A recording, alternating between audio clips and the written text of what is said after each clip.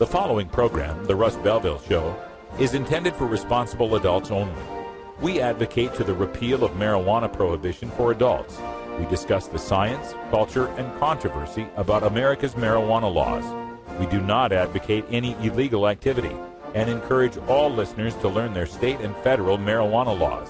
Opinions and claims made by guests and advertisers on The Russ Belville Show are their own, and The Russ Belville Show cannot be held legally responsible for their validity or reliability. Viewer discretion is advised. You take a seed, you plant it, you grow it, you dry it, you roll it, you smoke it. You take a seed, you plant it, you grow it, you dry it, you roll it, you smoke it, and it goes down smooth. Hey! Spanning the continent to bring you the truth about cannabis and marijuana law reform. I smoke pot and I like it a lot. From the promise of legalization. And I think that we need to rethink and decriminalize our marijuana. To the agony of prohibition. One major responsibility is to encourage people to use less drugs. The Russ Belville Show, the voice of the marijuana nation. Yeah, I hear you had a question for me. Now, here's your host, Radical Russ Belville. Good day, tokers and tokettes, and welcome to the show. It is Monday, November 4th, 2013, and it's got to be 420 somewhere in the world. More than that, it's show number 292 in our independent version, and prior to that, there were 908 editions of Normal Show Live and the Normal Daily Audio Stash. That means today I'm celebrating my 1200th show.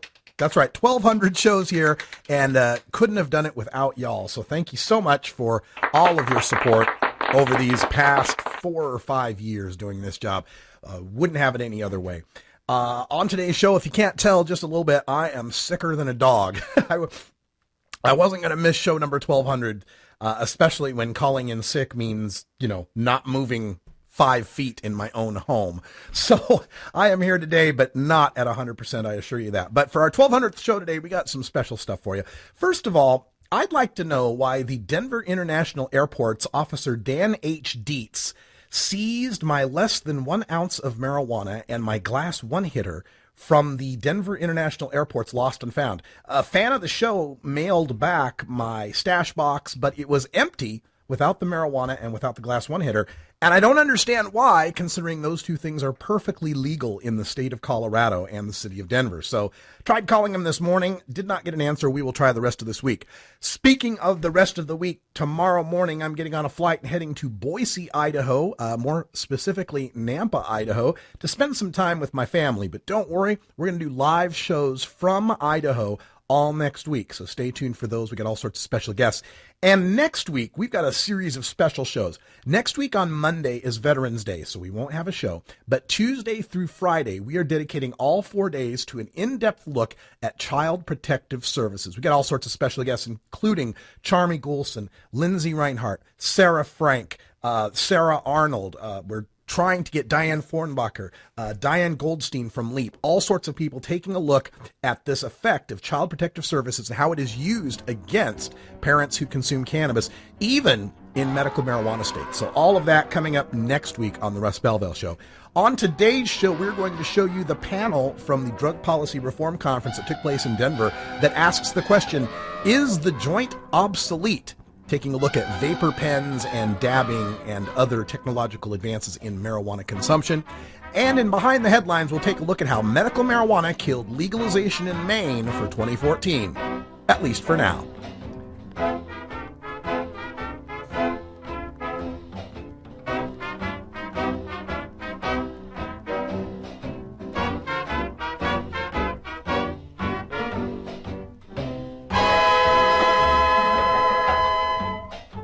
The Russ Belville Show is blogging and podcasting daily at radicalruss.com.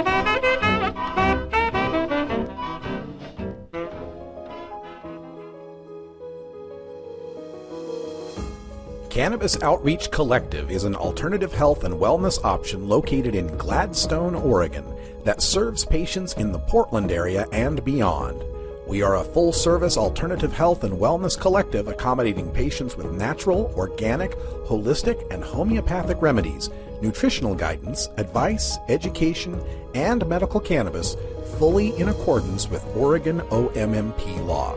You can find out more about Cannabis Outreach Collective on Facebook at COC503 or by emailing cannabisoutreachcollective503@gmail.com or by telephone at 503-853-1319. Check out our menu on Weed Maps and visit Cannabis Outreach Collective today.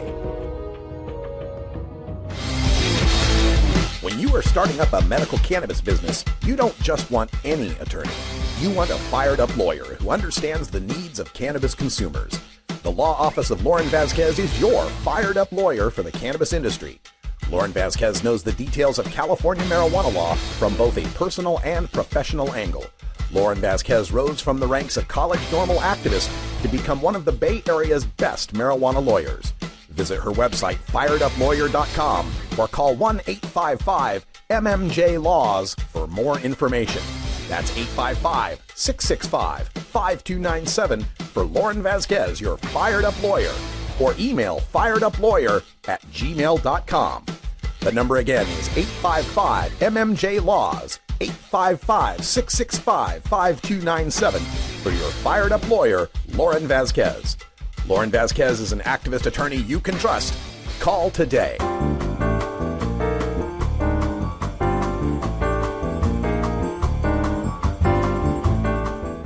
This is your 420 Radio News for Monday, November 4th, 2013. I'm Russ Belville. Marijuana Initiative gets another big out-of-state donor, a social do-gooder sex marketeer, from OregonLive.com. New Approach Oregon, the group promoting marijuana legalization, has snagged another big out-of-state donor. Philip Harvey, who runs the world's largest mail-order business for sexual merchandise, contributed $50,000 to the group, joining billionaires George Soros and Peter Lewis in helping to back the legalization drive. According to Mother Jones magazine, Harvey is not your typical purveyor of pornography. Instead, Harvey created Adam and Eve to fuel his nonprofit arm, which funds family planning programs around the world. This now makes a total of over $132,000 dedicated to New Approach Oregon over the past week. Marijuana market poised to grow faster than smartphones, from Huffington Post. Legal marijuana is among the fastest growing markets in the United States, and it's growing at a rate poised to outpace the expansion of the global smartphone market, according to a new report obtained exclusively by the Huffington Post. Researchers surveyed hundreds of medical cannabis retailers, processors, dispensary owners, and industry leaders over the course of 6 months this year, and estimated that more than $1.43 billion worth of legal marijuana will be sold in 2013. The report also predicts that figure to grow by 64% to $2.34 billion next year. By comparison, recent figures show the smartphone market expanded by 46% from 2012 to 2013. The report predicts that 14 more states will legalize marijuana for recreational adult use in the next 5 years, creating a potential $10.2 billion cannabis market by 2018. More than 100 recreational marijuana shops in line to open in Colorado, from the Denver Post. Colorado could have more than 100 recreational marijuana stores open January 1st, according to newly released numbers from the state's Marijuana Enforcement Division. The division, which oversees Colorado's regulation of marijuana businesses, accepted 136 applications in October from people seeking to open recreational pot shops. The division also accepted 28 applications for recreational marijuana-infused products businesses and 174 applications for recreational cultivation facilities. By law, all of the applications came from people currently operating medical marijuana businesses in Colorado. But the tallies represent just a fraction of the state's medical marijuana industry. Application fees for new recreational marijuana businesses start at $500, and licensing fees range from $2,750 to $14,000, depending on the types of business and other factors.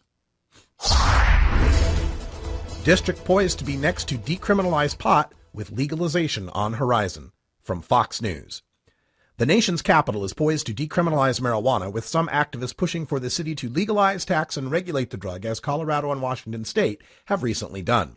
The democratically controlled city council appears ready to approve a bill that would decriminalize the possession of small amounts of pot, with 10 of the 13 members having signaled their support.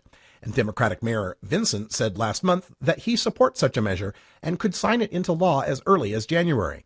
Supporters of the change point in part to a recent American Civil Liberties Union finding that blacks were 8 times more likely than whites to be arrested in Washington, D.C. in 2010. The bill would decriminalize possession of less than 1 ounce of pot. While potential fines haven't been finalized, Democratic Council member Tommy Wells, the bill's lead sponsor, is considering $25. That would be lower than the civil fines in any state except Alaska, which has none. Asian migrants, 75% of those jailed for cannabis cultivation in Ireland, from the Irish Times. Asian immigrants, many claiming trafficking or exploitation, make up 75% of those going to prison for large-scale cannabis cultivation in Ireland. An analysis of sentencing data from cases coming before Dublin Circuit Criminal Court shows that over the last 2.5 years, 2/3 of these immigrants claimed some form of exploitation or maltreatment, but that all 24 went to prison, with an average sentence of 3 years.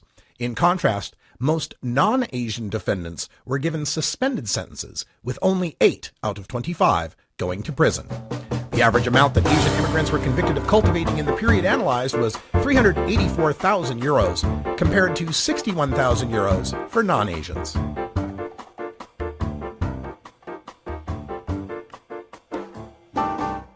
This has been your 420 Radio News for Monday, November 4th, 2013. I'm Russ Belville. When we come back, we go behind the headlines to take a look at a legislative bill in the state of Maine to legalize in 2014 and how the medical marijuana industry destroyed it. You're listening to The Russ Belville Show on 420radio.org. We'll be right back.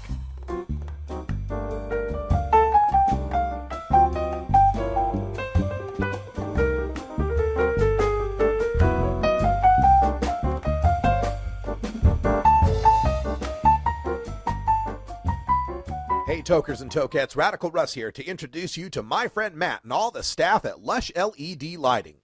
Growing plants indoors can be a rewarding hobby, but electricity bills can go through the roof. Then you have to cool down all those big hot lights. It can drive a grower insane.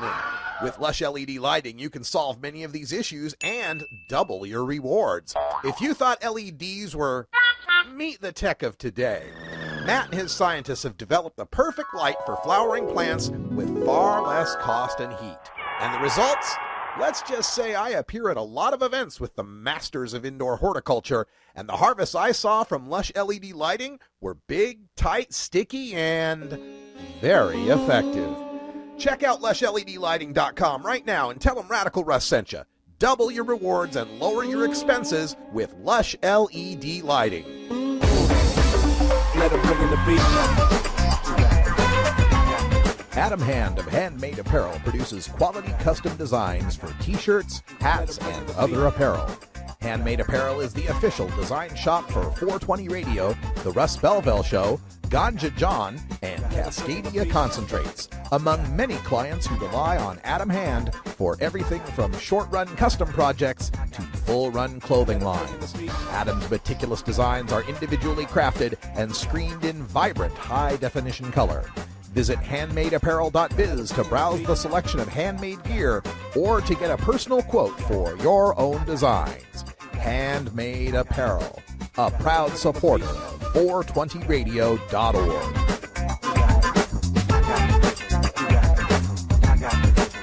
Let 'em bring in the beat. 420radio.org is listener-supported marijuana legalization 24-hour cannabis community radio, and we can't do it without your support. Sign up to become a VIP member of 420 Radio today by visiting 420radio.org and clicking on the donate button at the top of the screen. You can do a one-time donation or become a VIP with a small monthly donation. Starting at $9.99 per month, you can do a direct action to help support marijuana legalization education right here on the internet. Support 420radio.org. You'll be glad you did. And thank you for your support. Welcome back. It's 15 after, and it's time for us to go behind the headlines. We're taking a look at the state of Maine, which tomorrow is poised to vote, at least the city of Portland is poised to vote on a marijuana legalization measure. But the entire state of Maine has also been in the crosshairs of activists as being one of the next to potentially legalize. And while Alaska and Oregon are looking to legalize recreational marijuana through the ballot initiative in 2014, Maine and their state representative, Diane Russell, has been working with NORML to introduce marijuana legalization through the state legislature. And last week, just before the bill was expected to make it out of legislative committee by a slim one-vote margin, well-financed lobbyists from Maine's established medical marijuana industry managed to flip one of the yes votes to no, dooming the legislative marijuana reform before it ever had a chance to be heard by lawmakers. The Maine bill would have legalized the possession of 2.5 ounces of marijuana and the home cultivation of 6 plants for personal use by adults 21 and older. The bill would also have created a regulated commercial marijuana market. The medical marijuana lobbyists complained that they had not been invited to the table when it came to drafting the recreational marijuana bill. Yet the bill seemed to be written in favor of the established medical marijuana interests. Existing dispensaries and Maine residents were given the first dibs on the recreational marijuana licenses, similar to how Colorado's Amendment 64 gives deference to their existing dispensaries. Diane Russell, when she was asked about this, said, quote, "Today, corporate and profit-driven interests shunned Maine's economic future and shut down the prospects of a new bill to regulate marijuana. For the record, 5% of tax revenue from the new bill would have gone to ensuring low-income Mainers could afford their medical marijuana. Profits seem to be more important than patients, and that's just wrong." End quote. Additionally, Representative Russell's bill would have funded the hiring of new drug recognition experts to help enhance highway safety. It would have helped to fund a Drugs for the Elderly program. It would have improved addiction treatment. It would have provided medical marijuana for low-income people, and it would have launched a marijuana youth prevention task force. And yet the lobbyists behind the medical marijuana industry, perhaps worried about their monopoly on prohibition-priced marijuana, use their lobbying muscle, money that they made by selling marijuana, to lobby to get that bill killed. Now, possibly it might get introduced in a future session of the legislature there in Maine, but who knows if it'll have the support it needs or the time it needs to get past all the legislative roadblocks before 2014. And while Alaska may vote on legalization in August of 2014, Oregon may have 3 choices of votes in marijuana legalization by 2014. It looks as though Maine is going to have to wait yet another couple of years before they'll have another chance here to go for legalization. And of course, this is not the first time established medical marijuana interests opposed legalization for healthy people. In 2008, Oregon's medical marijuana activists fought a legalization proposal that would have extended medical limits to all consumers. Their fear is that if we got rid of the medical marijuana law, the feds would then overturn the recreational law and we'd have nothing. In 2010, dispensaries funded flyers placed in medicine purchases that urged a no vote on Prop 19's attempt to legalize in California.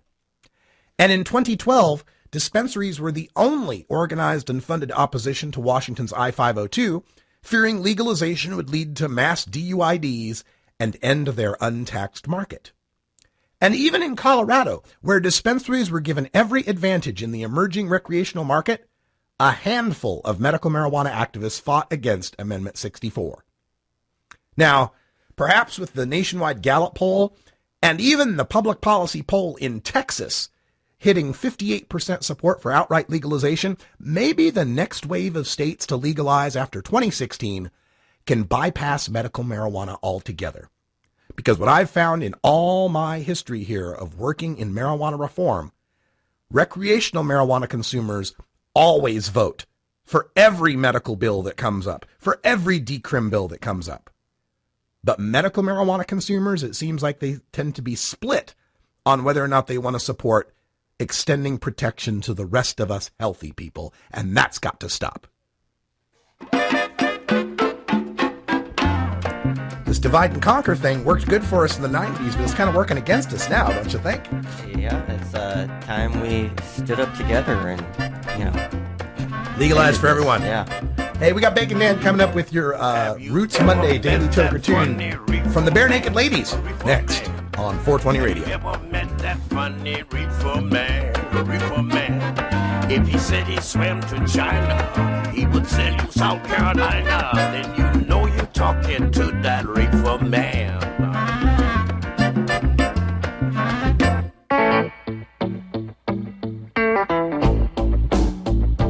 I'm a reefer smoking man. Wood Pipe Smoke Shop and Speakeasy is your source for cannabis community gear in southern Wisconsin. Owners Brian and Tammy Wood are located in Kendall, just outside of Madison, and they've got everything for the smoking enthusiast, including a full assortment of pipes, water pipes, hookahs, bubblers, one-hitters, and so much more. They're open noon to 8 p.m. Monday through Saturday and can help you with your detoxification therapies as well. Call 608-466-7473 or email woodpipes@yahoo.com for more information. That's 608-466-7473 or email woodpipes@yahoo.com. And as always, go Pack Go.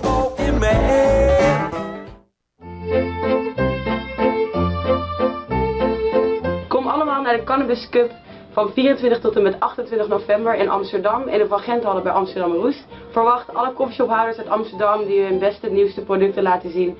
En hun wiet en hash wordt gekeurd door een panel aan deskundige wiet-experts die een uitreiking gaan doen wie de beste wiet en hash heeft van het land. Verder heel lekker eten, drinken, sapjes, toffe optredens in de Melkweg. Dus zorg dat je erbij bent, 26e editie van de Cannabis Cup.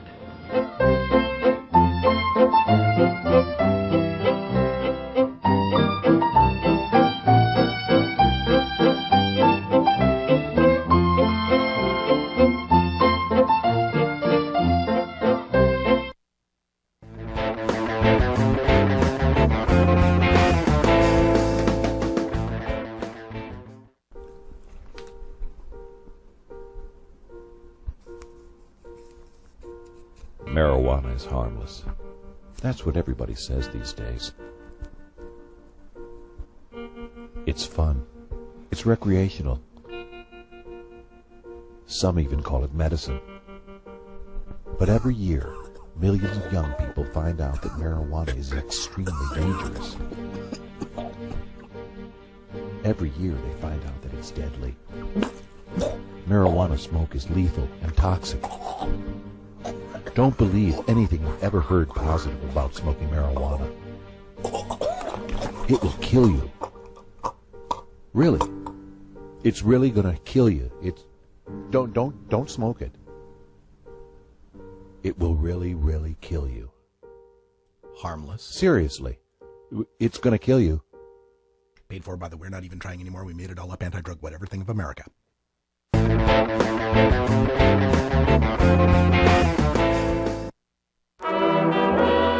Everyone knows music and marijuana go together, so let's wind up our 20 after break with the Russ Belville Show's Daily Toker Tunes, the best in pod-safe 420 music from around the web. Today is Roots Monday, featuring the blues, country, folk, and jazz music that birthed the modern sounds we enjoy today. You can get downloads and more information about all our Daily Toker Tunes by visiting music.radicalruss.com. Now, sit back and enjoy your Daily Toker Tunes. All right, folks, time for some great Roots Monday music, and we bring Bacon Dan on the line. How you doing, Dan?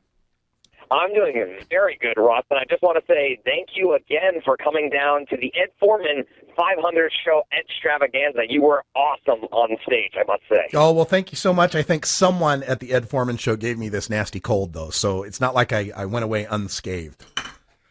That's what happens when you hang with that group.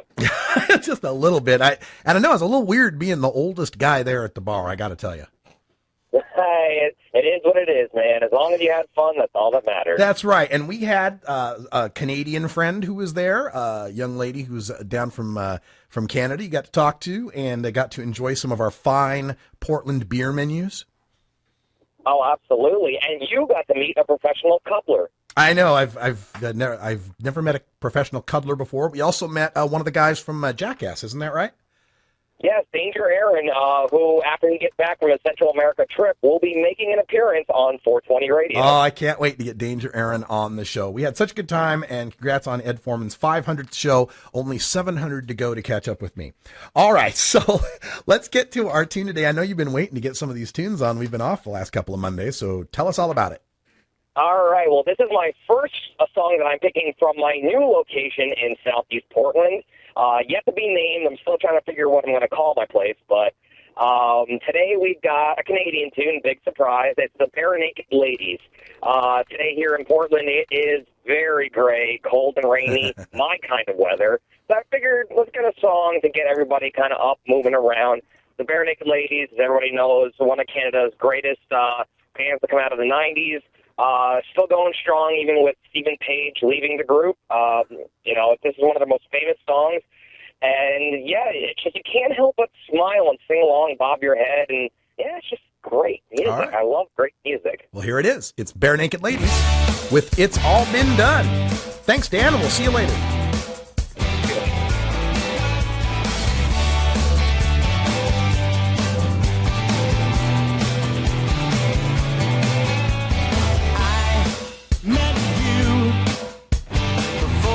Fall of Rome, and I beg you to let me take you home.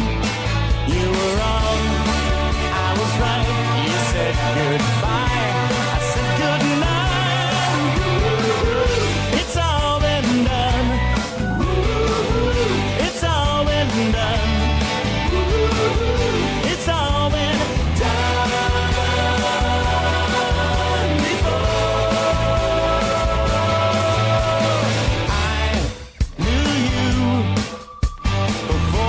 Was one, and I heard you say the past was much more fun. You go your way, I go mine, but I'll see you next time. It's all been done. It's all been done. It's all been done.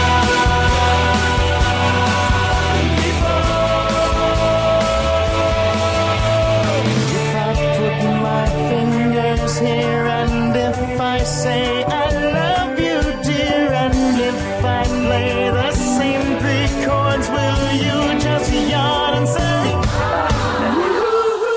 it's all been done. It's all been done. It's all been done before.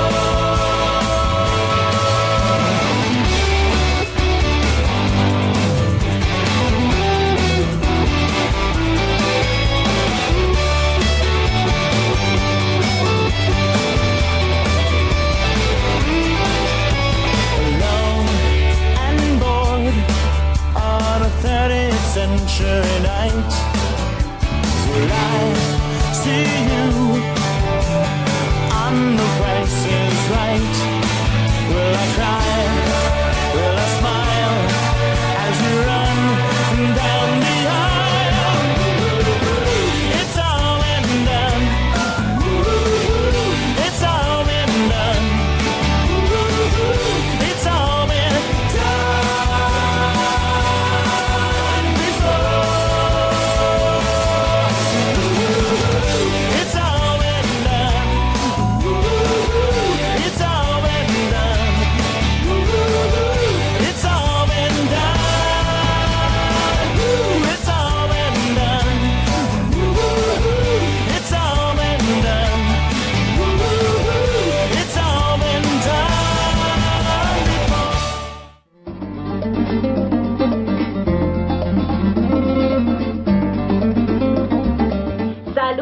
Desde la revista High Times, te Te invitamos a venir a Ámsterdam desde el 24 al 28 de noviembre al 26 aniversario de nuestro Cannabis Cup, donde demostraremos las muchas variedades de marihuana y hachís en los coffee shops.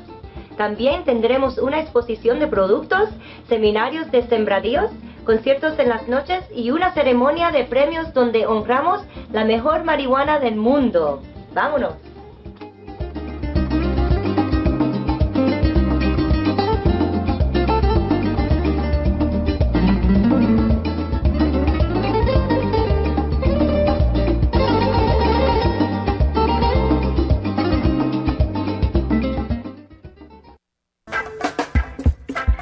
I'm Sub Cool from Team Green Avenger.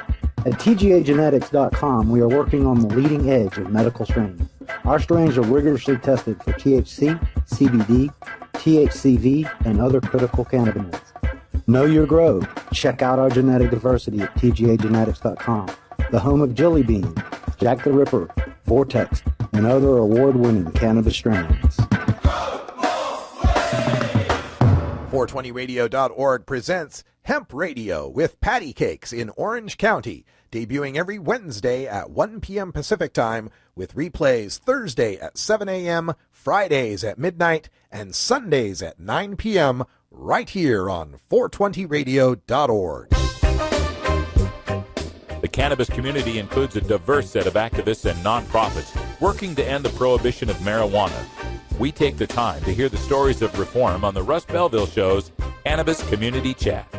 Welcome back, everyone. 31 after the hour. And over the last few shows last week, we covered some of the shorter events that took place at the Drug Policy Reform Conference in Denver, Colorado. I did take the time to cover in their entirety a couple of panels that were very important to the cannabis community, and I thought this was definitely one of them. It's called Is the Joint Obsolete? It's a look at vapor pens, dabbing, and other new technologies, and it features Normal's Alan St. Pierre and California Normal's Dale Geringer. Enjoy. Okay, we're going to go ahead and get started. So welcome, everyone. Saturday, we're still going strong, right? Yeah? Woohoo! Home stretch. So much going on in our heads right now. But I think this is going to be a really interesting panel, a roundtable. And I'm really excited about this. So my name is Amanda Ryman, and I am the policy manager for the DPA California office. And I'm also a marijuana expert. That's a real job, even though people don't believe me when I tell them that. But I've been studying cannabis for over 10 years from a research perspective. And I live in Oakland, California. So one of the things that I was struck by when I first started studying this was the product variety that was a result of medical marijuana regulation. And once medical marijuana dispensaries started popping up, people started asking about, well, what's in that brownie? And you've got this brownie just kind of wrapped in tinfoil, or what strain is that? Or do you have anything that's not smokable? Or what about that lotion over there? I mean, it really just blew up. And as we move towards the adult regulation of cannabis, I think the market is just going to get bigger. And different ways of ingesting cannabis, different ways of using cannabis. I mean, I don't think we've even just scratched the surface of what that's going to look like after we have 10 or 15 years of regulated cannabis use for adults. So I'm really excited today to have an amazing roundtable of really the leaders in the industry around these different methods of ingestion, and some individuals that have been around looking at this issue for a while and have seen this evolution take place. So I'm going to have each of our panelists introduce themselves and say a little bit about the work that they do, and then I'm going to ask them some questions, and then we're going to open it up, because I know that there's a lot of questions from people out there that maybe don't live in a medical cannabis state or have seen the proliferation of these products and have questions about their uses. So I'm hoping this will be an opportunity for us to learn a lot, as well as have an opportunity to hear from our experts. So I'm just going to go ahead and start at the end, and then you can pass it down. Thank you, Amanda. My name is Alan St. Pierre. I'm the Executive Director of NORML. And I would love to call my mother now and let her know that I'm an expert in ingestion of cannabis. That is beautiful.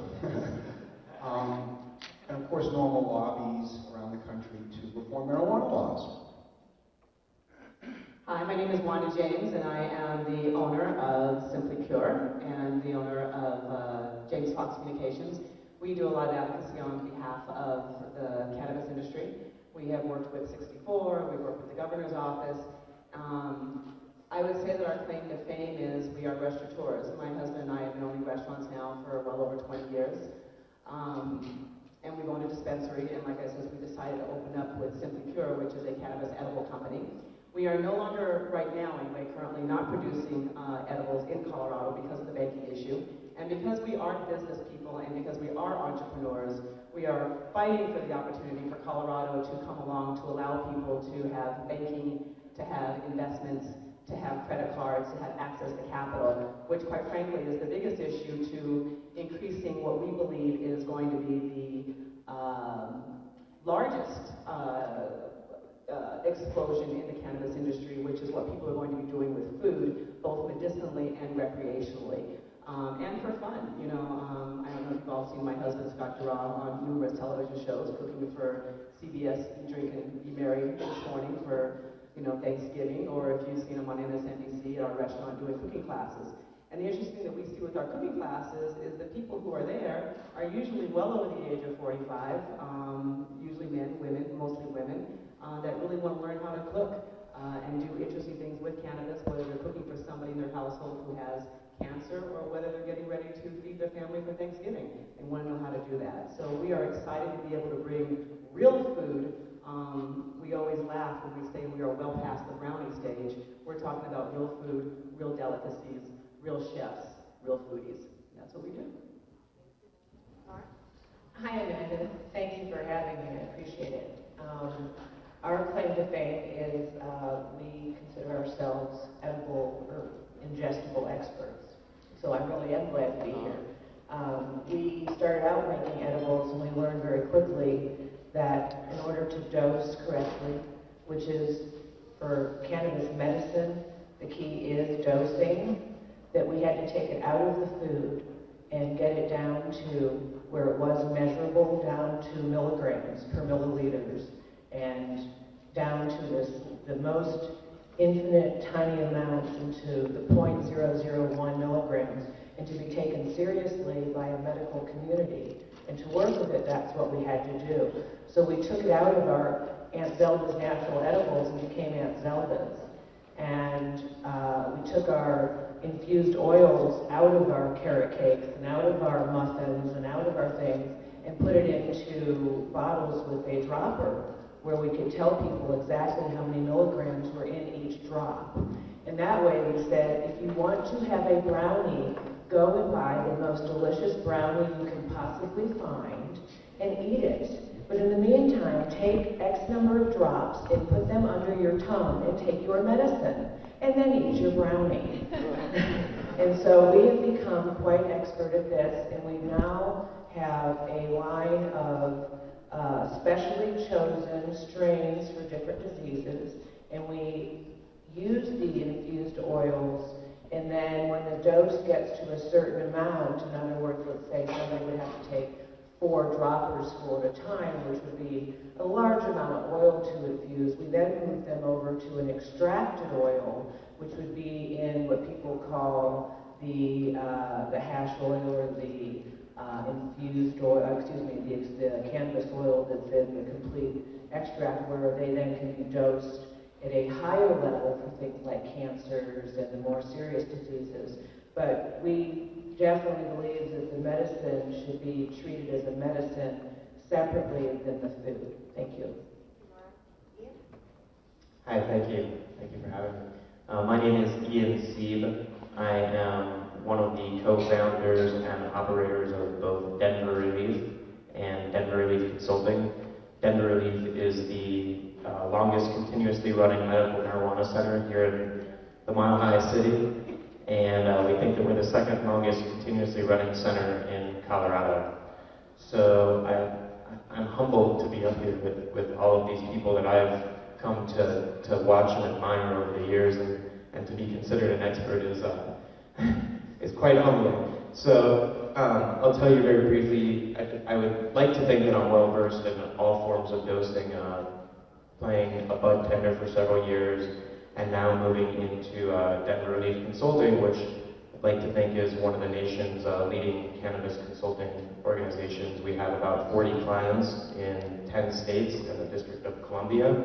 We're also working in Canada and the UK with clients and helping them establish their applications, getting started in states where things are emerging for the end of prohibition as we know it, and helping with both medical and adult use cannabis sales around the country. So I'm here to speak about all forms of ingestion, as I'd like to think I know a little bit about all of them. Thank you. My name is Christy Lunsford, and I am the Media and Marketing Director for Dixie Elixirs and Edibles, one of the largest infused companies in the state of Colorado. We are spending our days and weeks right now reformulating and getting ready for adult use consumption in the state of Colorado, as well as taking our products line nationally to other medical and adult use states. And have a background specifically in topical applications of cannabis and in pairing cannabis and other herbs for medicinal and therapeutic effects. Hi, Dale Garner with California Normal. Been involved in consumer issues for many years now. Actually, did some of the pioneering research on vaporizers, which we have promoted as harm reduction alternatives, and we're just active recently in defeating legislation in California to try to restrict vaporizers to non-smoking areas only. I've also been involved in research on lab testing, an important new field in the industry. Did sponsor some ring tests where we looked at the consistency between different labs, and just finished work with the workshop down in Los Angeles on a survey of terpene and cannabinoid profiles of the various kinds of cannabis that are out on the market, which I'd be happy to discuss later. We're also interested in safety issues, which we're going to discuss later, right?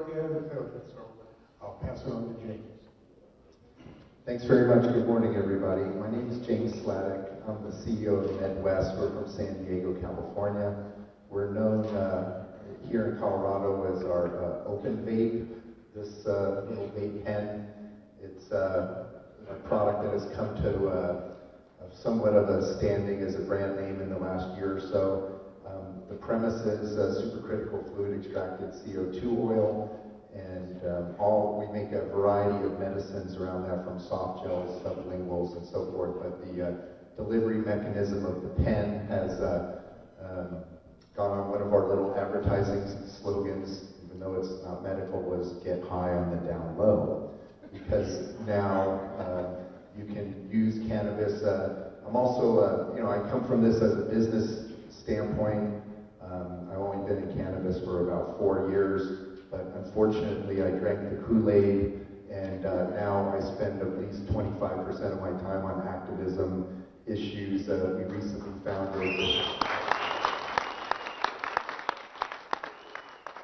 a group affiliated with National Cannabis Industry Association, the California Cannabis Industry Association, because there was a place, or as Nate, our executive director, said, there was a parking place in Sacramento for someone to speak on behalf of the business interests.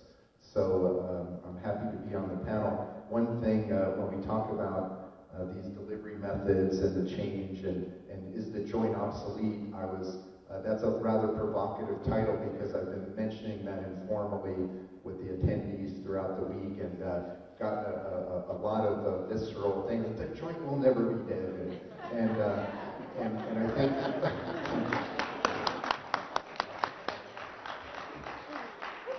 think similar to I think I came to the analogy of the vinyl record. It never died. It just kind of went down in its proliferation as a medium. And I think one of the reasons is the dosing ability and the blending ability, being able to do high CBD vapor pens and things that are really changing the profile for delivery of cannabinoids. And I was one of the people in the audience is my intellectual property attorney, and one of the things we were glancing at this morning was the portfolio of patents from GW Pharmaceutical. And we haven't really done all of the digging, but it appears that they have an issued U.S. patent on vape pen delivery of cannabinoids, which opens up a bunch of federal and legal issues that we talked about on another panel. But I think suffice it to say that this is a panel and a discussion in an area that sort of leads on and on and on from there. So thank you very much for having me. Thank you. So really amazing round here. So where I'd like to start with this is, there's been some concern expressed from the medical cannabis community that the impact of adult use will impact the needs of medical cannabis patients, that the needs of recreational users over 21 in terms of the safety, quality, types of products, dosing information is going to be different than those who use cannabis purely for medical purposes. So, Laura, maybe you could start because that's kind of your practice is developing these tinctures for medical use. Do you have concerns? Do your patients have concerns about how full legalization will impact the development and continued development of these purely medical products? Yes, thank you. Our patients are, for the most part, we have two groups of patients. We have the pediatric, but then we have this adults that, for the most part, their experience as, well, back in college or high school, they had smoked some pot, and for the most part, that pot was high THC, may have been 10% or 12% or something, and a lot of them, their experience was, oh, it made me paranoid, or oh, I got the munchies, or oh, it was fun, but then I got on with my life. And now they're coming to it as baby boomers, and they're scared. They've got all these medical issues. They're not getting their needs met by their doctors. And so they want this, well, we have the gamut of situations where somebody that we're having to desensitize, or I should say sensitize to THC, by starting them out with a drop that they put on a pulse point to get them desensitized, because one little drop sublingually, and our tinctures are not with any alcohol, because we infuse directly the flower that's decarboxylated into oil, because there's also the issues with so many of people that have substance abuse. So we don't do anything into alcohol in our infused oils. We infuse directly. Anyway, that's another issue. But and plus we're titrating so many people off of opiates. I mean, there's so many issues with the aging population, and because they're so over-medicated with so many other things, that their sensitivity is so strong when we first start them with this, and then they're afraid that, well, their doctors won't write them prescriptions. So we're having to educate them on the fact that their doctors won't lose their licenses. We have to find doctors for them to go to where they won't be put into a situation where they're sitting there with other people that say, oh yeah, the skateboard thing, write me a wreck. And so are they expressing concern about what will happen under legalization? Like, if they... Well, yes, they're concerned that they're going to lose their jobs. They're concerned that they're going to be on some list somewhere. Under legalization. Well, under legalization, they're concerned, where are they going to get their medicine? Is it going to be something where they're going to have to start going to a pharmacy? Are they going to lose us as a source of their medicine? Is it going to be taken over by a pharmaceutical, where all of a sudden is it going to be where they're not going to be able to just get their medicine consistency? What's going to happen? So there is a concern among medical patients that once we go full legalization, the attention paid to getting them specific strains or prescribed in a certain way might go away. So I would, if Ian, you want to comment, having experience in a dispensary and serving medical patients that's now kind of moving towards an adult use market, do you see different patient populations gravitating towards different products? So, do you see kind of that transition happening already in the dispensary between kind of a recreational market and a more purely medical market? And is that reflected in the products that people use? Indeed it is. We have noted a significant change in what patients are spending their money on right now. Medical is still in effect, or medical is in effect here in Colorado, and I'm sure most of you are aware, but the plan is January 1st to allow adults from all over the world over the age of 21 access into our facilities. And if we choose to either co-locate or I forget what the other term is, have both medical and recreational in the same space with one individual entrance and exit. So we are seeing 3-4 years ago when we first started, 90+% of our sales were in the flowers, in the bud, smoking itself. Over time, we started to see a noted change as edibles, Simply Pure, Dixie, as they started to emerge, we saw a noted change in that more people were starting to use edibles. Then we had the OPEN come on, and OPEN has taken a significant portion of vaporizing products, have taken a significant portion of the market share.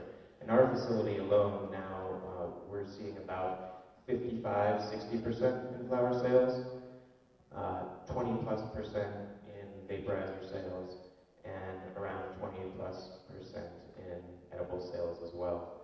So that there is a noted change. There's certainly a change in the demographics of who is procuring which items. I think that you will find that people who are looking for more discretion, more professionals, are going the route of an edible product or the route of a vape product. The fact that they, if they choose to, could pretty much walk down the street and not be noticed that they're partaking, as opposed to somebody who is smoking a joint and needs to, under ideal situations, do so in their own home. So yes, there is a noted change in the shift where people are going as recreational comes on board. I'm of the opinion that a lot of people are going to come here and purchase flowers in the beginning because it's the first time, and why not? But while we're here, let's grab an edible, let's grab a vape. And so it's really spreading, it's changing every day, and there's so many technological advancements. You would think for a plant that's been around for thousands of years that you wouldn't see almost like Moore's law of microprocessors, and that every 18 months it seems like this industry is reinventing itself with these new products and devices and methods of ingestion. I think one of the things that I get a little annoyed at sometimes is the idea of this fear. Fear, fear, fear, fear, fear, fear, fear. I'm really kind of tired of hearing the word fear. This is an amazing industry that is growing all the way across the nation. The opportunities for entrepreneurial advancement in all areas is huge. We've seen tremendous things happening on the medical front. You know, Dr. Gupta just came out with what we've seen happen with oils and different things that we can do with epilepsy.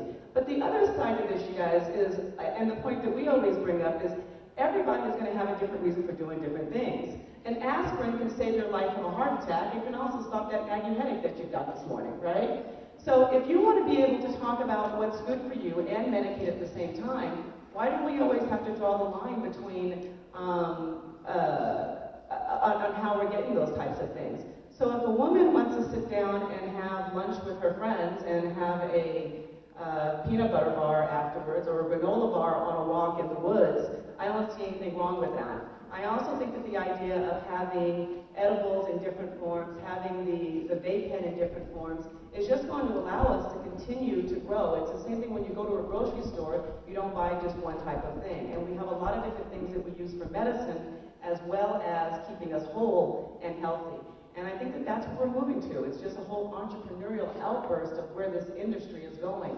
And we've got to lose the word fear, because the patients will be well taken care of, as will the people that just really want a great birthday cake. I think you bring up a really good point, Wanda, which is about stigma. So I wanted to ask the panel, maybe Alan and Dale have thought about this.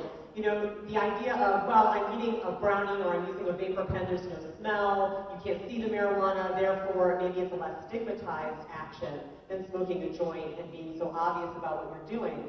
So if you could maybe talk a little bit about how you've seen stigma around marijuana users evolve, and what the role you think is of kind of these new ways of consuming in addressing stigma. So now, maybe the person that was afraid to use marijuana at a festival because they didn't want people to know they were doing it has no problem eating a brownie or using a vapor pen because they feel like they can do so and not be stigmatized. So.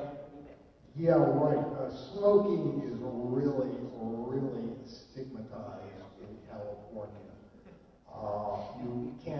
Basically, you can't have even a rented conference room or a hotel room or a restaurant room or private room ventilated even where you can have any kind of smoking. That law, the state law, is actually tobacco specific, but many progressive cities have extended their laws to include smoking of any kind of herb, including marijuana. And we have parts of California now where it's illegal to smoke in apartment buildings or shared residences, and some of these places are enforcing this against medical marijuana users. So they really have no, medical users in many parts of California have no alternative but something other than smoking. And I really think the vape pen is the way to go. It's a real hit in this regard. We have to remember here that there is an offensive going on to try to so-called regulate vaporizers and e-cigarettes and to restrict or prohibit them somehow. And as I said, we have just had a bill in California, and there have been bills introduced in other states to basically prohibit vaporizers anywhere where smoking is banned. I think we have to remember the basis for the smoking ban was the proven risks of secondhand tobacco smoke, which has been shown in epidemiological studies with no uncertainty whatsoever, very strongly demonstrated. Now, of course, we're dealing with marijuana where first-hand smoking risks have not been conclusively demonstrated, let alone second-hand smoking risks. But when you move over to vaporizers, all right, they completely eliminate the punitive risks of practically any of either of tobacco or of marijuana. By the way, some of the tobacco e-cigarettes have no heating or combustion whatsoever. There's these little flavor things that people are sucking on, like candies. There's no emissions. The other emissions that have been detected from e-cigarettes are really like, orders of magnitude lower than anything that would be significant. Now, our opponents have tried to pick up on a handful of studies of certain of the very many devices, e-cigarette devices out there to try to claim, well, there were detectable amounts of carbon monoxide here, there, or the other place. Therefore, these were unsafe. Until they're proven safe, we ought to ban them. And that's the battle we're fighting right now. But I think we have really good, strong evidence on our side, and we're trying to make some common cause now with the tobacco harm reduction people. There's a group called KAZA, which operates on the East Coast in defense of tobacco e-cigarettes, and we're joining forces with them because this is a common harm reduction issue. Policy question then for Alan. If the state says, well, we'll legalize marijuana, but we just won't let you smoke it. I mean, we've had, we were talking on the last roundtable about a push here in Denver to make it illegal to basically smell like marijuana. And given that marijuana is so pungent and that the vaporizers kind of address that, would Normal support something like that? Or would they say, no, that's great that you want to legalize it, we can't take away people's right to smoke, even if it's a compromise that changes policy? Thank you. This is a fascinating question. I mean, going back to the 1990s, early 1990s, it was clear that smoking was going to become verboten, ostracized, and then seeing the lawsuits and the tort liabilities that go along with it. So, rhetorically speaking, our opponents seized upon the idea that there's no smoked medicines, largely as inhaled medicines, except not smoke. So, rhetorically, the movement itself started to embrace what were originally volatilizers, better described, but of course later vaporizers. I think Dale was at Lester Grinspoon's house in 95 or 96, where we had a normal board meeting where some MIT students had provided us one of the first prototypes of what we call a vaporizer today. And of course, what I've alluded to Amanda, Dale and I were at the High Times office a couple weeks ago, and this has changed the entire dynamics of both the business side of cannabis today and likely where it's going to be going in the future. In 2004, I stepped off of a stage after giving a lecture, and a kid had a pen, and had a shirt that said, "Got me." I thought, okay. And today, last week I was at a conference, the first e-cigarette conference in DC. So this is definitely becoming very institutionalized. It was entirely around